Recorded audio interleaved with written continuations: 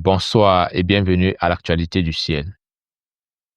Nous terminons notre 4e semaine d'enseignement sur la grâce, l'épargne de Dieu. Et cette semaine, nous parlerons des pertes ou alors de l'implication de la grâce dans la vie des croyants. Il n'est pas possible de recevoir la grâce sans qu'il n'y ait d'implication. Je vous ai dit en commençant cet enseignement, les actes que nous posons sont postérieurs à la grâce si nous voulons qu'elle soit prise en compte. Mais tout ce que nous faisons avant la grâce, Dieu ne le considère pas. Ceci veut dire quoi? Lorsque tu as la grâce de connaître le Seigneur Jésus, cela implique qu'il y a des comportements, il y a des œuvres que tu es appelé à pratiquer après avoir reçu la grâce. Et ces œuvres comptent. Ces œuvres comptent parce qu'elles confirment que tu as reçu la grâce. Ces œuvres ne signifient pas que c'est elles qui te donnent la grâce, mais elles sont une confirmation de la grâce qui t'a été faite. Il n'est pas possible que vous recevez la grâce et que vous ne l'accompagnez pas de l'attitude qui convient. Tous ceux qui ont reçu la grâce, d'une manière ou d'une autre, ont toujours eu à perdre quelque chose. La grâce signifie donc que vous allez perdre quelque chose. Mais pasteur, comment je vais perdre quelque chose? Oui, vous allez perdre quelque chose. Lorsque vous recevez la grâce, vous allez perdre la culpabilité, par exemple. Vous allez perdre la peur, par exemple. Vous allez perdre les choses sur lesquelles vous vous appuyez, parce que dorénavant, la grâce devient votre appui. Nous allons étudier le cas de Lot dans la Bible, le cas de Moïse dans la Bible, pour ne prendre que ces deux exemples de l'Ancien Testament, et nous reviendrons dans le Nouveau Testament et nous poursuivrons. On va donc comprendre ce soir que tous ceux qui ont bénéficié de la grâce de Dieu ont perdu quelque chose. Ils n'ont pas perdu des choses pour obtenir la grâce, mais la grâce a impliqué des pertes dans leur vie qu'ils n'ont pas regrettées. La grâce a entraîné des pertes dans leur vie qu'ils n'ont pas regrettées. La grâce ne les a pas obligés à perdre, mais ils ont choisi de perdre parce qu'ils avaient reçu la grâce. Ils ont placé la grâce au-dessus de ce qu'ils pouvaient avoir et donc ils ont choisi de perdre ce qu'ils avaient avant la grâce. Il est important que vous sachiez une chose lorsque vous choisissez de marcher avec Dieu. Lorsque vous recevez Jésus-Christ dans votre cœur, peu importe ce que vous faisiez avant, il y aura des pertes dans votre vie. Il y aura des pertes. Alors revenons dans l'exemple de Lot pour commencer par lui. Lot, c'est le neveu d'Abraham. Lot est riche, il a des serviteurs, il a des troupeaux, il a de l'argent. Lot descend en Égypte avec Abraham, ils reviennent, ils sont tous riches. Et puis maintenant, ils doivent se séparer. Pendant la séparation, Lot va descendre à Sodome et Gomorrhe, tandis qu'Abraham va continuer de errer dans le désert. En descendant à Sodome et Gomorrhe, Lot descend en homme riche. Mais lorsque des années plus tard, Dieu vient pour détruire Sodome et Gomorrhe, bien qu'Abraham ait intercédé, sa prière n'a même pas effleuré Lot. Parce qu'Abraham s'est arrêté à 10 justes. Mais il n'y avait même pas 10 justes. Mais on a compris, nous avons appris que malgré cela, Dieu voulait épargner Lot et Dieu l'a fait. En voulant épargner Lot, Dieu voulait épargner Lot et tout ce qui était rattaché à Lot. Alors Dieu va dire à Lot, va, dis à tous ceux qui t'appartiennent, fils, filles, gendre, belle-fille, ainsi de suite, que tous, qu'ils sortent. Mais lorsque Lot s'est présenté devant ses beaux-fils, ses gendres, ils se sont moqués de lui. Ils ont cru qu'il était en train de s'amuser. Quand il a dit, Dieu va détruire cette ville, sortons parce que nous, Dieu nous fait grâce. J'ai une petite idée. Ces gendres ne sont pas sortis à cause de leurs avoirs. S'étant rendu compte que la grâce qu'ils obtenaient impliquait naturellement que tout ce qu'ils avaient, maison, troupeau, argent, relations, qu'ils devaient perdre tout cela, ils ont commencé à prendre leur beau-père pour un plaisantin. Leur beau-père, cependant, a reçu la grâce. Et il n'a pas considéré qu'il avait des troupeaux, il avait de l'argent, il avait des relations, il avait du prestige. Non, il a tout perdu. Lorsque vous recevez la grâce implique, entraîne des pertes dans votre vie. Je prends un exemple qui peut un peu vous amuser. La grâce très souvent est accordée aux prisonniers. Lorsque vous êtes condamné à 75 ans d'emprisonnement ferme et vous avez déjà fait 25 ans, votre esprit, votre corps et votre âme s'est déjà habitué à être surveillé, à être nourri, à être. Mais le jour où le décret tombe que vous êtes gracié, cela va impliquer des pertes dans votre vie. Par exemple, vous ne serez plus gardé comme un président. Vous ne serez plus gardé de jour comme de nuit par des gardiens. Non. Vous devriez vous garder vous-même. Vous devriez apprendre à vous nourrir maintenant vous-même. Et vous devrez réapprendre à travailler pour pourvoir à vos besoins.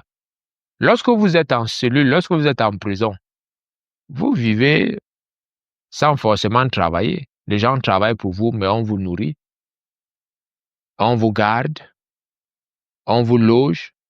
Mais lorsque la grâce vous est accordée, vous devriez vous loger vous-même. Vous devriez vous nourrir vous-même. Vous ne serez plus gardé. Ceci veut dire quoi, bien-aimé? Lorsque tu acceptes Jésus dans ta vie, s'il n'y a pas de perte, tu ne l'as pas accepté. J'ai l'habitude de dire, lorsque vous croyez en Jésus, si on ne vous a pas encore détesté, vous n'avez pas encore cru au vrai Jésus. Parce que d'une manière ou d'une autre, le fait d'accepter de recevoir Jésus dans votre vie entraînera des pertes. La connaissance de ce qu'implique la grâce dans votre vie vous met au large de toute attaque de Satan. Parce que l'ennemi peut vous empêcher d'accepter la grâce en vous faisant croire que non, la grâce, tu acceptes la grâce, tu ne perds rien. C'est faux. C'est faux. C'est faux. Si tu acceptes la grâce, tu vas perdre des choses. Tu vas perdre des hommes. Tu vas perdre ton prestige. Lot avait tout en descendant à Sodome et Gomorrhe. Lot a même marié ses filles. Lot était respecté. Mais le fait que Dieu voulait l'épargner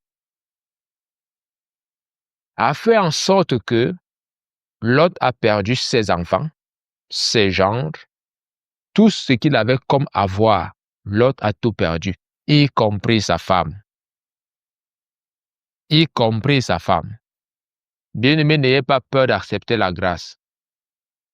Parce que lorsque vous allez toujours mettre sur la balance tout ce que je viens d'énumérer et vous mettez la grâce pèsera toujours plus que tout ce que vous pouvez avoir. La grâce aura toujours plus de poids que tout ce que vous pouvez avoir. Dieu voudrait donc que toute personne qui a reçu la grâce, toute personne dont Dieu a mis de côté pour l'épargner, que cette personne reconnaisse, qu'elle reconnaisse les implications de la grâce.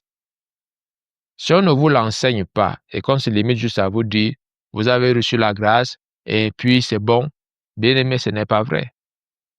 Il y a des actes que l'on pose qui sont la preuve même que nous avons reçu la grâce.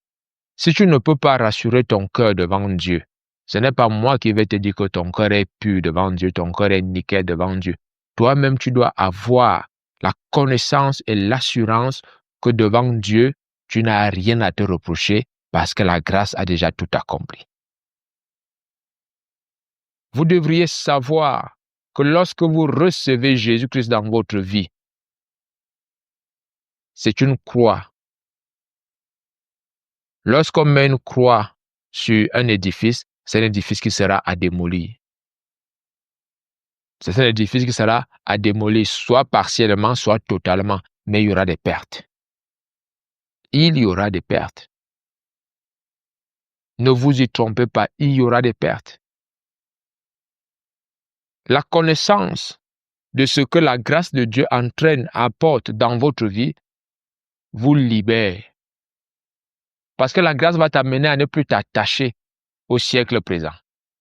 La grâce va t'amener à te reposer sur l'avenir, sur Dieu. Tu auras une espérance vivante en Christ. Mais si tu n'as pas reçu la grâce, ou alors si tu veux vivre comme la plupart des gens vivent, je veux vous dire une chose. Tous ceux qui reçoivent la grâce ne vivent plus comme la plupart des gens vivent. Tous ceux qui reçoivent la grâce ne vivent plus comme le reste des hommes. Rappelez-vous de Noé. La grâce ayant été accordée à Noé, pendant que les autres mangeaient, buvaient, se mariaient et mariaient leurs enfants, Noé fabriquait l'arche. Il fabriquait l'arche dans un désert. Il fabriquait l'arche alors qu'il n'y avait même pas l'océan à côté de lui. L'océan était à des dizaines et des dizaines de kilomètres. Mais Noé fabriquait l'arche. À des centaines de kilomètres se trouvait l'océan, mais Noé fabriquait l'arche. Parce qu'il avait reçu la grâce. Donc lorsque vous recevez la grâce, même votre temps, vous n'allez plus l'occuper n'importe comment. Vous n'allez plus faire n'importe quoi à cause de la grâce que vous avez obtenue. Cette faveur imméritée, cette faveur divine dans vos finances, dans votre santé, dans votre communion avec Dieu, dans tout ce que vous faites, va impliquer des pertes. Va impliquer des pertes. Jésus a été clair. Si quelqu'un veut venir après moi, qu'il se charge de sa croix et qu'il me suive. Vous avez l'impression que c'est une affaire de muscle. Laissez-moi vous dire que ce n'est pas le muscle, c'est une affaire de grâce. C'est une affaire de grâce. Nous lisons. Je vais lire dans Genèse, chapitre 19. Je lis à partir du verset 15. Dès l'aube du jour, les anges insistaient auprès de Lot en disant, « Lève-toi, prends ta femme et tes 2 filles qui se trouvent ici, de peur que tu ne périsses dans la ruine de la ville. » Et comme il tardait, les hommes le saisirent par la main, lui, sa femme et ses 2 filles, car l'Éternel voulait l'épargner. Il l'amenait et le laissait hors de la ville. Dieu voulait l'épargner. Dieu ne voulait pas épargner sa richesse. Dieu veut t'épargner. Dieu ne veut pas épargner ta richesse. À des moments, ta beauté ne signifie rien devant Dieu. Ce qui compte, c'est ton âme. À des moments, ton argent ne vaut rien devant Dieu. Ce qui compte, c'est ton âme. C'est la raison pour laquelle, lorsque la grâce de Dieu t'est accordée, Dieu a maintenant à comprendre que lorsqu'il t'accorde sa grâce, tu vas perdre. Tu vas perdre. Tous ceux qui ont placé la grâce de Dieu au-dessus de tout ce qu'ils avaient, c'est des personnes qui ont fait l'histoire. Mais quand vous regardez l'histoire de ce jeune homme riche qui est venu vers Christ en lui disant « Que dois-je faire pour mériter la vie éternelle ?» Il s'est dit « Quand je considère la grâce de Dieu et ce que j'ai, je pense que ce que j'ai vaut plus que la grâce. » Jésus lui a dit ce qu'il avait à faire. La Bible déclare qu'il est parti tout triste. Jésus n'a pas couru après lui. Si vous ne comprenez pas ce que la grâce est et que vous avez l'impression que parce qu'on vient vous dire que la grâce implique que vous allez perdre, même votre réputation peut être entachée à cause de la grâce que vous recevez. À cause de la grâce qui est sur votre vie, votre réputation peut être entachée parce que Dieu vous fait grâce. Alors je veux vous dire une chose, bien-aimés. Ne vous relâchez pas. Ne baissez pas les mains. Au contraire, soyez heureux. Estimez-vous heureux. Estimez-vous heureux. Voici un homme qui a tout perdu. Il a perdu ses avoirs, il a perdu ses filles, ses gendres, il a perdu ses relations, sa maison, son argent. Et pendant que il est en train de partir, il s'est dit, j'ai quand même ma femme, j'ai encore mes 2 filles, et puis Dieu nous a épargnés. Je lis à partir du verset 23, il est écrit, « Le soleil se leva sur la terre lorsque Lot entra dans Tsoar. Alors l'Éternel fit pleuvoir du ciel sur Sodome et sur Gomorrhe du soufre et du feu. De par l'Éternel, il détruisit ces villes, toute la plaine et tous les habitants des villes. Et les plantes de la terre, la femme de Lot regarda en arrière et elle devint une statue de sel. » Outre ce qu'il avait déjà laissé, pendant qu'il est en train de marcher, il doit encore perdre. La grâce implique des pertes dans votre vie. La grâce entraînera des pertes dans votre marche. Refuser de comprendre cela ou faire fi de cette vérité va vous frustrer dans votre marche, va vous frustrer dans votre cheminement avec Dieu.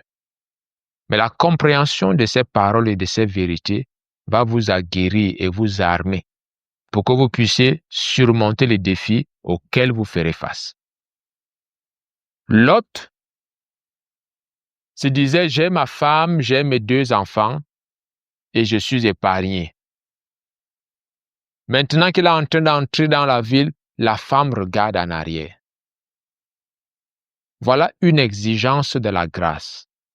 Lorsque la grâce vous est accordée, ne regardez pas en arrière. Parce que lorsque la grâce arrive, elle donne une direction. Elle donne une direction. La grâce vous fait partir d'un point A pour un point B. Ne regardez plus en arrière. Avancez avec Jésus. Ayez foi en la grâce de Dieu. Faites confiance à la parole de Dieu. Dieu prend plaisir à ne pas t'imputer ton iniquité. Dieu prend plaisir par le nom de Jésus-Christ à te guérir. Ne regarde pas en arrière. Avance avec Jésus. Dieu n'est pas un homme. Dieu n'est pas un homme. L'histoire de Lot est remplie d'enseignements pour tous ceux à qui Dieu a fait grâce. Nous pouvons voir aussi le cas de Moïse. Moïse est né, on a fait assassiner des enfants parce qu'on voulait tuer Moïse. Dieu l'a gardé. Et Dieu l'a même envoyé dans la maison de son ennemi pour le garder. Moïse a grandi comme un prince égyptien, avec tout le prestige, la faveur, tout ce qui était agréable, tout ce qui était beau, tout était à la disposition de Moïse. Moïse, parvenu à un certain âge, a considéré la souffrance du peuple juif, ne sachant pas encore que lui-même était juif. Mais je crois poussé par l'amour simple, il a vu la souffrance. Et en tant qu'homme, il a fait ce qu'un homme peut faire. Mais il s'est retrouvé très rapidement limité. Très rapidement. Moïse a fui. Moïse a fui. La Bible déclare, j'aimerais que nous lisions dans Hébreux chapitre 11, à partir du verset 23, il est écrit, « C'est par la foi que Moïse, à sa naissance, fut caché pendant 3 mois par ses parents, parce qu'il vit que l'enfant était beau et qu'il ne craignait pas l'ordre du roi. C'est par la foi que Moïse, devenu grand, refusa d'être appelé fils de la fille de Pharaon. Il préféra être maltraité avec le peuple de Dieu plutôt que d'avoir pour un temps la jouissance du péché. Il regarda l'opprobre de Christ comme une richesse plus grande que les trésors d'Égypte, car il avait les yeux fixés sur la rémunération. C'est par la foi qu'il quitta l'Égypte sans être effrayé de la colère du roi, car il se montra ferme comme voyant celui qui est invisible. C'est par la foi qu'il immola la Pâque et fit l'aspersion du sang, afin que l'exterminateur ne touche pas au premier-né des Israélites. C'est par la foi qu'il va traverser la mer Rouge. La foi de Moïse est une réponse à la grâce qui lui a été faite. Beaucoup de bébés avaient été tués, mais Moïse a eu la grâce. Il a été épargné. Et c'est par cette foi qu'il a manifestée. La Bible déclare qu'il a préféré être maltraité. Il est important pour vous de savoir, bien-aimés, chers frères et sœurs, lorsque vous recevez la grâce dans votre vie vous entraîne à préférer la grâce. La grâce dans votre vie vous amène à préférer Dieu. Lorsque la grâce vous est faite, elle ne vient pas avec des conditions. Que si tu ne fais pas, je ne suis plus là. Si tu ne fais pas, je m'en vais. La grâce n'est pas comme ça. Lorsque la grâce vient, la réponse est la foi. Lorsque vous avez donc la foi va impliquer des préférences. La foi va impliquer des pertes. La foi va impliquer des séparations. Si vous recevez la grâce de Dieu, restant au même endroit, il y a un problème. La plupart de ceux-là qui ont reçu la grâce, il y a toujours eu un déplacement. Il y a toujours eu un mouvement. Cela est très important pour votre propre vie, pour votre propre sécurité. Vous ne pouvez pas recevoir la grâce dans une prison, vous restez dedans. Lorsque la grâce vient, au bout de 72 heures maximum, vous êtes hors de la prison. Vous êtes hors de la prison, vous êtes libre. De la même manière, lorsque Jésus vous accorde sa grâce, bien-aimé, vous ne pouvez pas rester des années et des années au même endroit, faisant les mêmes choses, avec les mêmes compagnies. C'est comme si vous n'avez pas reçu la grâce. Lorsque vous recevez la grâce, ceux qui sont autour de vous doivent voir que vous avez reçu la grâce, doivent savoir que vous avez la grâce. Vous, comment vous le savez? C'est parce que vous perdez que vous savez que vous avez la grâce. Vous savez que vous avez la grâce par les choses que vous perdez. Vous savez que la grâce repose sur vous par l'adversité qui se lève contre vous. Vous savez que vous avez la grâce par la paix dont Dieu inonde votre cœur. Malgré tout, c'est très important. C'est très, très important. Voilà 2 exemples. Que ce soit Moïse, que ce soit l'autre, c'est des personnes qui ont obtenu la grâce de Dieu. Dieu voulait les épargner, Dieu les a épargnés, mais chacune de ces personnes qui a été épargnée a perdu plusieurs choses. Ils ont perdu des choses. Donc, si aujourd'hui tu penses que la grâce que tu reçois en Jésus-Christ, toi tu ne vas rien perdre, ce n'est pas la grâce de Dieu. C'est la grâce des hommes. C'est la grâce de la religion. Parce que la grâce de Dieu, le Dieu de la Bible, va impliquer que tu perdes des choses. Ce n'est pas un homme qui va te dire ce que tu as à perdre. C'est la considération que tu auras de la grâce qui va t'amener toi-même à perdre des choses. Si tu ne considères pas la grâce à sa juste valeur, tu ne perdras rien. Mais si tu considères la grâce, tout le reste, tu vas le voir comme de la boue. Tout le reste, tu vas le regarder comme de la boue, afin de gagner Christ. Afin de gagner Christ. Je prie Dieu véritablement que ces enseignements que vous recevez puissent changer votre mentalité et surtout vous redonner la force et la vigueur pour servir Dieu dans la vérité. Pour servir Dieu dans la vérité. Moïse a préféré être maltraité. Ce n'est pas Dieu qui l'a maltraité. Dieu a accordé sa grâce à Moïse. Et lorsque Moïse a reçu cette grâce, il a préféré être maltraité. C'est la raison pour laquelle Jésus n'oblige pas les gens, mais dit celui qui veut venir après moi, qu'il se charge de sa croix, qu'il n'ait pas les mains dans les poches. C'est tout. C'est tout. Si ta croix est petite, que tu peux la mettre dans la poche, tu la mets pourvu que tu aies une croix. Et donc, ici, Moïse, personnellement, a choisi d'être maltraité avec le peuple. Moïse, personnellement, a méprisé les richesses d'Égypte. Moïse aurait pu être pharaon, mais il a méprisé cela. Toi qui reçois la grâce et qui ne veux pas changer ni d'attitude ni d'habitude, tu n'es pas en train de réagir conformément à la grâce. Pas du tout. Pas du tout.